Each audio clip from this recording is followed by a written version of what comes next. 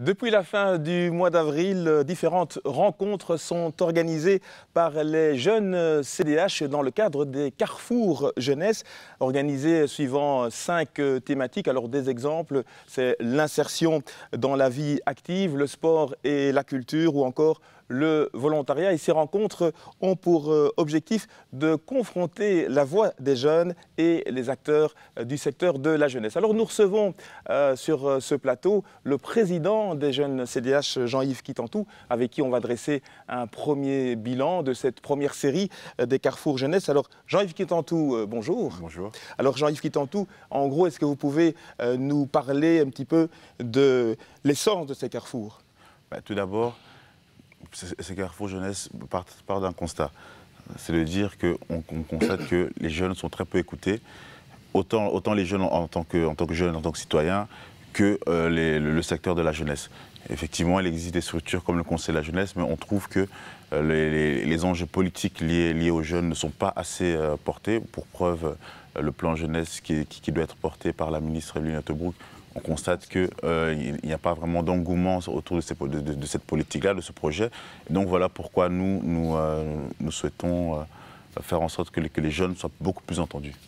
Donc selon vous, actuellement, ce n'est pas du tout le cas, on ne les entend pas assez, ils n'ont pas assez de moyens de s'exprimer et d'être entendus?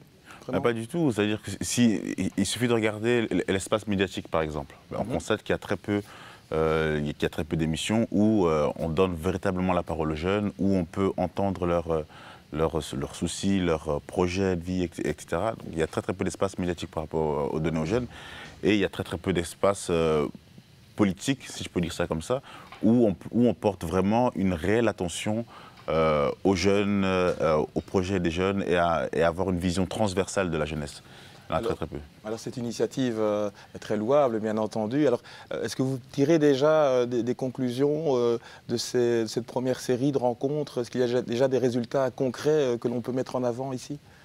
Tout d'abord, il y a eu cette enquête que nous avons faite en prémisse du lancement des carrefours jeunesse.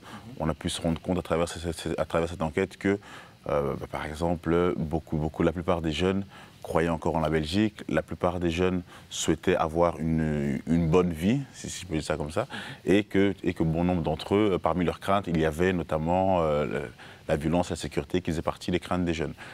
Et puis depuis le lancement des carrefours jeunesse le 27 avril, nous avons organisé déjà 2 forums, un sur le service civil et un autre sur les francs volontariats. Donc tous ces forums nous ont permis de se rendre compte à l'heure actuelle que les jeunes veulent s'engager, les jeunes ont encore une volonté de pouvoir faire en sorte de donner des actes gratuits, et donc il faut pouvoir continuer dans cette réflexion. Alors continuer, c'est aussi les prochaines échéances dont on peut parler. Donc déjà, effectivement, ici le 25 juin à Liège.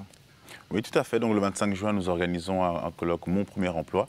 Le but de ce colloque, c'est justement de réfléchir à l'accès à la vie active, au marché de l'emploi de la plupart des jeunes, parce que c'est un réel défi. Et donc, durant ce forum, nous aurons l'occasion d'entendre un panel de jeunes qui vivent cette réalité. Il y aura des jeunes qui ont trouvé un boulot, d'autres qui sont encore en recherche de boulot, et ce sera là l'occasion de voir un peu ce qui marche, ce qui ne marche pas. Et dans un second temps, nous aurons un panel d'experts qui essaieront d'analyser un peu les différentes questions soulevées par tous ces jeunes, et on pourra comme ça essayer de construire des solutions tous ensemble. Ok, merci beaucoup Jean-Yves Kitantou. Donc ce forum au Centre régional d'initiation et d'environnement. Alors plusieurs colloques et vous l'avez dit, et rencontres sont encore prévues à la rentrée fin novembre.